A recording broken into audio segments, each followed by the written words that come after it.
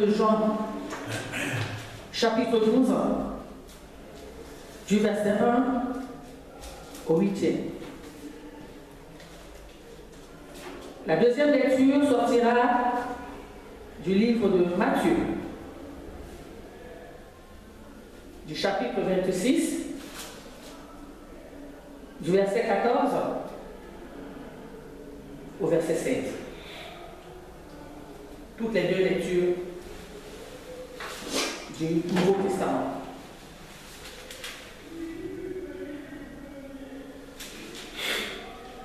Nous lisons.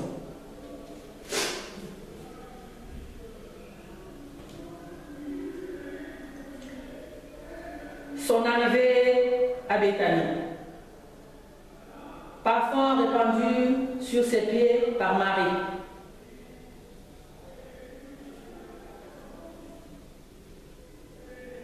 Six jours avant la Pâque, Jésus arriva à Béthanie, où était Lazare qu'il avait ressuscité des morts. Là, on lui fit un souper. Marthe servait et Lazare était un de ceux qui se trouvaient à table avec lui. Marie ayant pris une livre d'un parfum de nard pur de grand prix, oignit les pieds de Jésus et elle lui essuya les pieds avec ses cheveux. Et la maison fut remplie de l'odeur du parfum. Un de ses disciples, Judas Iscariote, fils de Simon, celui qui devait le livrer, dit: pourquoi nous n'avons pas vendu ce parfum 300 deniers pour les donner aux pauvres? Il disait cela non qu'il se mit en peine des pauvres, mais parce qu'il était voleur et que tenant la bourse, il prenait ce qu'on y mettait. Mais Jésus dit: laisse-la garder ce parfum pour le jour de ma sépulture. Vous avez toujours les pauvres avec vous, mais vous ne m'avez pas toujours.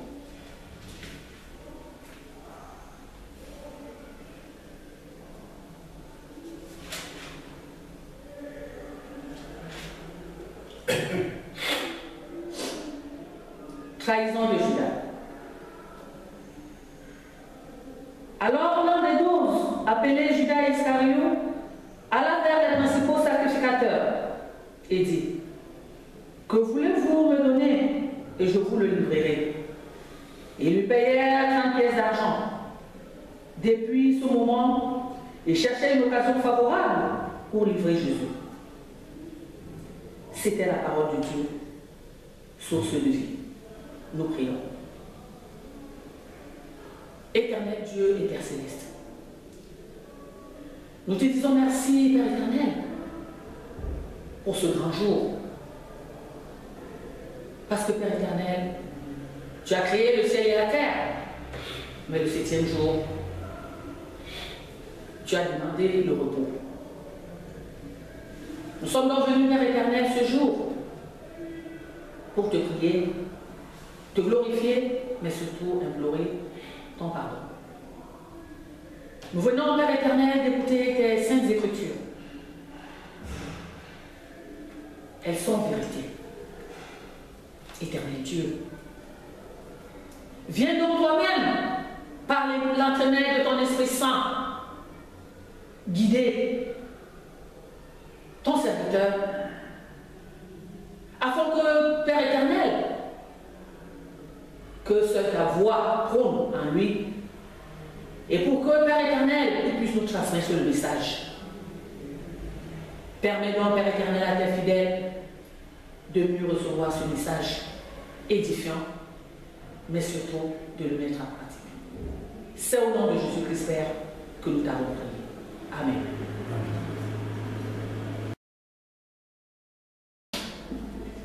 Bien-aimés dans le Seigneur, bonjour. Bonjour. Les deux textes que nous venons de lire nous parlent d'un certain Judas Iscariote Donc nous avons toujours eu connaissance de ce traître. Bien-aimés, j'aimerais tout particulièrement qu'en ce jour, nous nous penchions sur la vraie personnalité de Judas.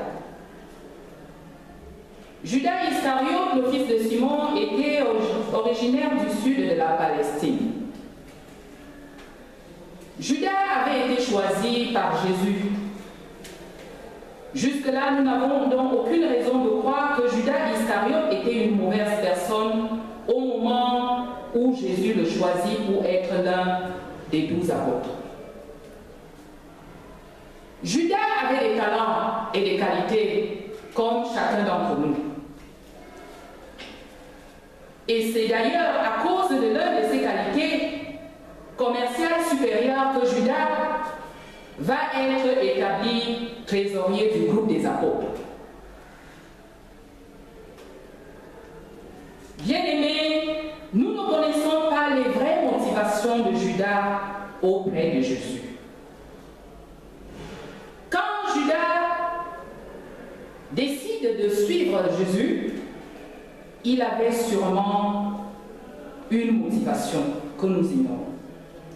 Sûrement que Judas suivait Jésus pour avoir des richesses, parce que vous savez, un commercial, c'est quelqu'un qui est amené à produire, à gagner, à chercher du bénéfice. Est-ce que c'est pour ça que Judas s'est mis à suivre Jésus? Est-ce que Judas suivait son Seigneur pour les honneurs? En tout cas, les Saintes Écritures nous disent qu'entre-temps, tout allait bien entre les deux hommes. Mais tout va basculer quand Jésus arrive à Béthanie. Qu'est-ce qui s'est passé à Béthanie pour que Judas Iscariote soit dans cette situation de traite? Parce qu'il y a bien un événement déclencheur entre les deux hommes. Nous savons que Judas était avec Jésus. Mais qu'est-ce qui va conduire cet homme subitement à l'arrivée à Béthanie, l'arrivée de Jésus à Béthanie? Judas Iscariote change de comportement et d'attitude avec son maître. L'élément déclencheur commence selon les Écritures quand Marie prise des millilitres d'un parfum de nard pur très cher en versant sur les pieds de Jésus. Alors là, Judas Iscariote a craqué, si on peut le dire comme ça. Judas craque tout simplement parce que le nard était un extrait de plante qui poussait en Inde, dont un parfum de grand prix. Sa valeur était de 300 deniers. Et quand nous pouvons tout simplement faire des petites mathématiques, à cette époque-là, un denier représentait le salaire d'une journée de travail d'un ouvrier agricole.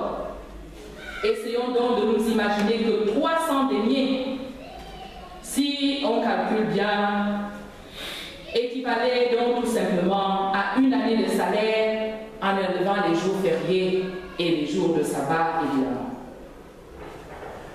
La relation des deux hommes se dégrade donc désormais. Parce que Judas considère que Jésus a des honneurs. Vous vous rendez compte qu'un parfum aussi cher que ces extraits de nard, qui est aussi répandu sur les pieds de Jésus, là, Judas voit en cela de l'argent. Lui, il a déjà calculé. À partir de là, Judas va tout simplement s'enfoncer de plus en plus envers son maître dans le mensonge. Il n'y a plus de sincérité envers Jésus. Alors, chaque jour qui passe, il s'éloigne de Jésus parce que tout simplement, il voit que non seulement Jésus reçoit ces choses chères, Jésus va renoncer en plus au triomphe, à la gloire terrestre. Plus tout cela se passe, plus Judas amasse dans son cœur des sentiments de dépit et de rancune. Dans les Saintes Écritures,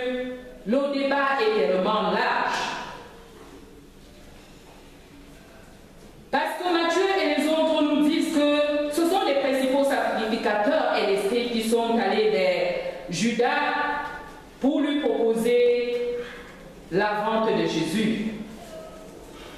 Et d'autres disent, Luc et Marc, que c'est plutôt l'inverse. De toute manière, ce n'est pas dans ce débat que nous lancerons ce dimanche. Ce qui nous intéresse, c'est qu'il y a eu échange d'argent entre ceux-là qui achetaient Jésus et Judas Iscariote qui était désormais dans cette peau de traître. Bien-aimés, les Écritures nous disent que Judas était un voleur. Parce que quand nous lisons le verset 6 du chapitre 12 de l'Évangile selon Jean, il disait cela, non parce qu'il se souciait des pauvres, mais parce que c'était un voleur. Et comme il tenait la bourse, il prenait ce qu'on y mettait. Waouh! Non seulement c'est un trésorier, et en plus de ça, les Saintes Écritures nous disent qu'il était voleur. Voyez-vous que quand Jésus recrute Judas en tant qu'apôtre, Judas est déjà un voleur.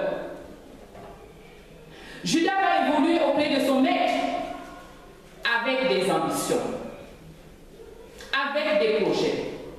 Bien-aimés dans le Seigneur, combien de personnes honnêtes ne se sont-elles pas détournées du chemin de la justice à cause de l'amour de l'argent? Combien de personnes? Nous n'oublions pas que l'une des accusations sérieuses formulées par Jésus à l'encontre des pharisiens fut qu'ils aimaient l'argent. Il ne serait donc pas étrange s'il se révélait que la difficulté éprouvée par beaucoup de chrétiens aujourd'hui gravite autour de cette question de l'amour de l'argent. Il est toujours vrai que l'amour de l'argent est une racine de tous les maux. Le verset 6 de ce chapitre 12, pourtant qui nous révèle ici que Judas était un voleur. Et nous savons aussi tout ce que Judas a été auprès de son maître, parce que Judas n'a pas seulement commencé à être celui-là qui était un traître. Tout ce que nous pouvons donc imaginer, c'était que donc l'altruisme qu'il y avait en Judas, c'était tout simplement une façade qui cachait sa cupidité personnelle. Du fait de sa fonction de trésorier des apôtres, il pouvait donc piller les ressources collectives pour son enrichissement personnel.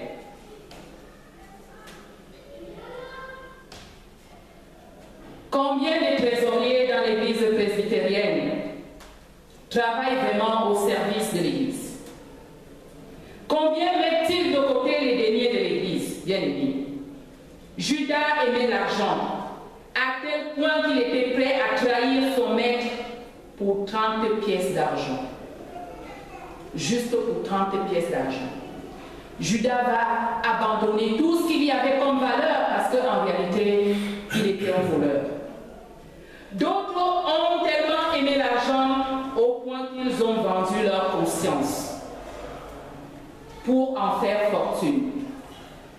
Certains ont vendu la vérité pour l'argent, croyant mieux prospérer dans les affaires en prônant l'erreur.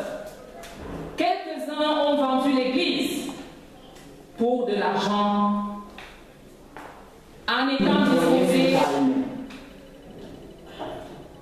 pour gagner l'argent et recevoir tout simplement l'approbation des hommes. Nous constatons tout simplement ce qui se passe dans l'Église presbytérienne camerounaise en matière d'argent. Là, avec Judas, au temps ancien, on nous parle de 30 pièces d'argent. Essayons d'imaginer que dans l'Église presbytérienne camerounaise, on parle en milliards, en millions de francs CFA. Nous pouvons donc tout simplement constater que la trahison au jour d'aujourd'hui envers l'évangile de Jésus-Christ nous avons tout simplement affaire sûrement aux gens qui étaient comme Judas. Il faut bien le retenir, quand nous disons que quelqu'un est Judas, ce n'est pas seulement que la personne est traître. Les Saintes Écritures nous révèlent que Judas était un voleur. Parce que pour être traître, il fallait bien commencer quelque part. Il a commencé à piller les deniers de ce qu'il avait comme responsabilité, parce que comme il avait les talents, on va quand même lui confier la trésorerie des apôtres. Il va même aller au-delà de vouloir prendre tout ce qui était pour la gloire du Seigneur, soi-disant qu'il va garder. Il se souciait tellement des pauvres. Et pourtant, c'était tout simplement pour continuer à piller tranquillement, à être auprès de Jésus, comme si de rien n'était. Nous voyons encore d'autres exemples. D'autres ont vendu l'intérêt de leur nation pour de l'argent. Ils ont même échangé leur patriotisme bien-aimé. Et à coup sûr, il y a donc au jour d'aujourd'hui un grand besoin pour tous de se mettre en garde contre l'influence insidieuse de l'amour de l'argent. Mais nous devrions distinguer clairement la différence entre avoir de l'argent et avoir l'amour de l'argent. Parce qu'au sorti d'ici, n'allez pas dire que l'ancienne Germaine a dit que l'argent est une mauvaise chose. Ce n'est pas ce que je dis. L'argent qui cause la ruine, qui séduit l'âme et qui fait tomber dans le piège. L'argent est aussi, quand même, il représente le labeur d'un travail pénible. L'accroissement est en tant que tel, il devrait tout simplement être apprécié pour le bien qu'il peut nous occasionner. Mais l'argent, mais maintenant être au service de l'argent, en faire une idole et lui permettre d'éloigner nos cœurs de Dieu, c'est à cela que nous devons tout simplement combattre. N'oublions pas, bien-aimés, que l'amour de l'argent fut la cause première de l'échec, cet échec horrible que Judas Iscariote a connu. À cause de l'argent aujourd'hui, la voie de la vérité est calomniée. Par cupidité aujourd'hui, ces faux docteurs trafiquent ce qui vous détourne de la parole de Dieu. Ils sont loin de l'ensemble des vérités chrétiennes. Maman remplit aujourd'hui les cœurs des chrétiens. Pourquoi nous n'arrivons pas à faire la différence entre avoir de l'argent et avoir l'amour pour l'argent? Bien-aimés dans le Seigneur, nous voyons tout simplement que l'apôtre Paul ne condamne pas l'amour de l'argent. L'apôtre Paul nous exhorte tout simplement à faire un choix dans le chapitre 6 de Matthieu, au verset 24, il dit « Nul ne peut servir deux maîtres, car ou il haïra l'un et aimera l'autre, ou il s'attachera à l'un et méprisera l'autre. Vous ne pouvez servir Dieu et Mammon. » Bien-aimés, nous devons donc aujourd'hui, nous devons savoir que le vice qui caractérise les faux témoins, les faux docteurs, les faux témoins et les faux pasteurs qui évangélisent nos âmes aujourd'hui, c'est l'amour de l'argent. Lorsque pourtant nous connaissons ce qui est marqué dans l'épître de Pierre, c'est tout simplement scandaleux. Parce que ceux-là qui sont nos bergers, qui sont censés être nos responsables, dans l'épître de Pierre au chapitre 5, il est dit « Prenez soin du troupeau de Dieu qui est sous votre garde, en veillant sur lui, non par contrainte, mais par bon gré selon Dieu. Faites-le non par recherche d'un gain, mais avec dévouement, non en dominant sur ceux qui vous sont confiés, mais en étant des modèles du troupeau. » bien-aimé dans le Seigneur, toi qui s'engages dans l'église presbytérienne aujourd'hui, qui es-tu? Quelles sont tes motivations? À quel prix voulons-nous trahir l'église presbytérienne camerounaise aujourd'hui? Parce que Judas en a trahi son maître pour 30 pièces. Et toi et moi, à quel prix nous voulons trahir l'église aujourd'hui? Un voleur, nous savons qu'un voleur est même capable de vendre même ses propres enfants s'il s'agit de gagner de l'argent.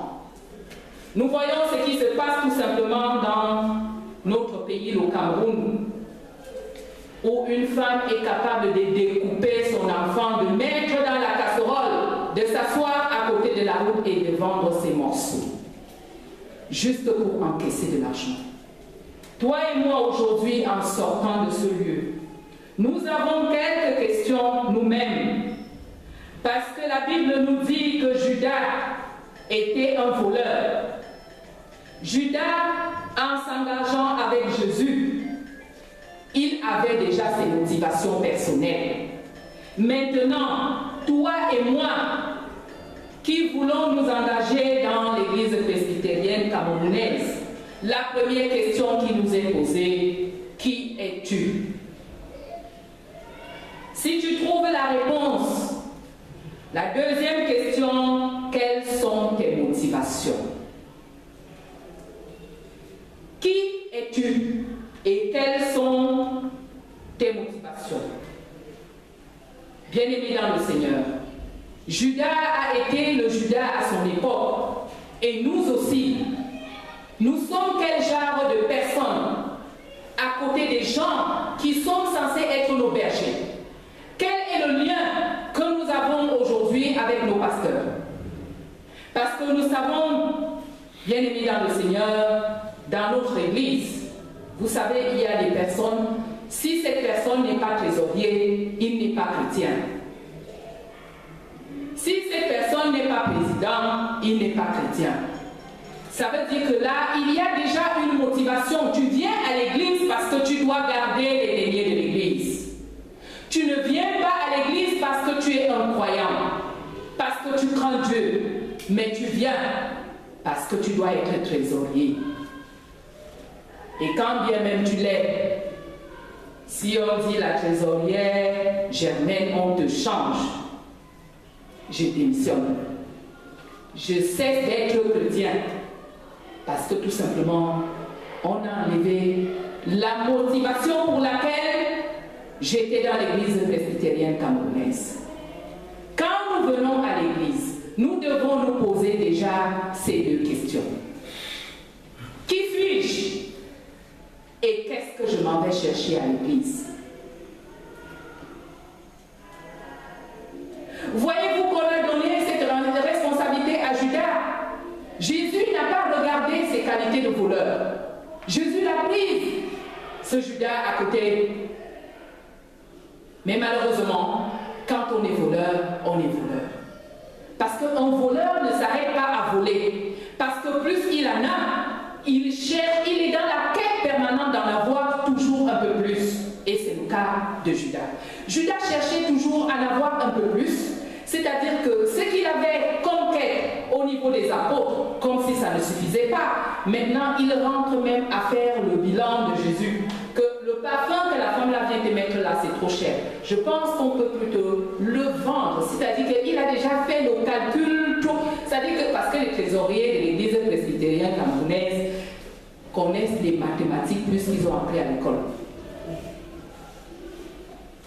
Judas avait déjà tellement fait le calcul à combien ça devait déjà coûter que ce n'était pas possible qu'un tel parfum se retrouve. C'était du gâchis. Il oublie que c'était son maître. Il n'a plus la connaissance que Jésus est quand même le maître. Le maître mérite quand même tout ce qu'il y a de bien, tout ce qu'il y a de beau. Mais lui, il voit ce qui entre dans sa bourse à lui. Parce que de toute manière, qu'on vende ce parfum, cet argent, on ne c'est lui qui va le récupérer en tant que trésorier, forcément. Qu'est-ce qu'il va en faire? Donc, il voit que Jésus, il court, il refuse les gloires, il se dit, mais celui-là même, à la limite, il m'énerve, comme on dit, il m'énerve. Que lui, pendant que moi je veux, parce que vous savez, même dans l'église presbytérienne camerounaise, quand moi j'étais petite dans mon petit village de Moutet, j'aimais souvent voir ce scénario. Quand on recevait les pasteurs et les anciens d'église, les pasteurs étaient les plus humbles.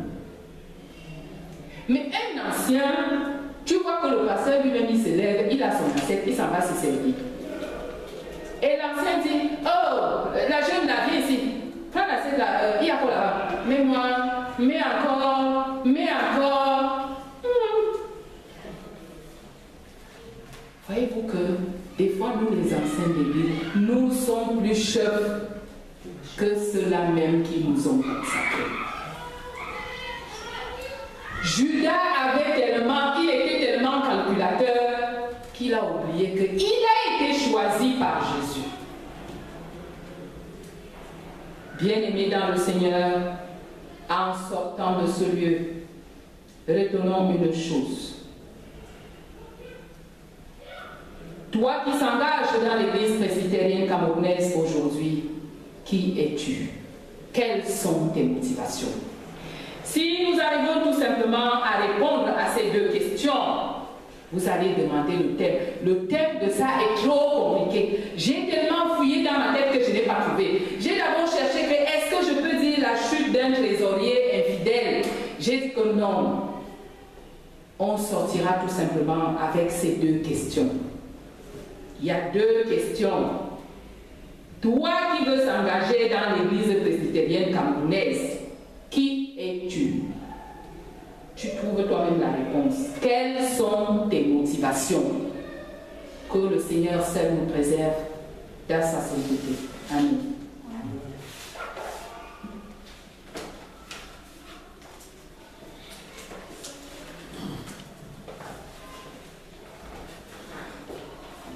Prions le Seigneur. Éternel, notre bon Père Céleste, tu nous interpelles ce jour par le biais de ta servante sur les motivations, les nôtres, chacun de façon individuelle, dans sa rencontre avec toi dans ton Église. Seigneur, permets que les éclaircissements que tu nous apportes ce jour interrogent chacun en soi, et que dans le partage avec ceux qui n'ont pas été dans la possibilité d'être avec nous aujourd'hui, que chacun puisse tirer le nécessaire pour son chemin de foi après Jésus. Nous laissons entre tes mains pour la poursuite de son modelage ta servante par laquelle tu nous as transmis la parole. Nous t'avons prié au nom de Jésus, ton Fils, notre Seigneur et notre Sauveur.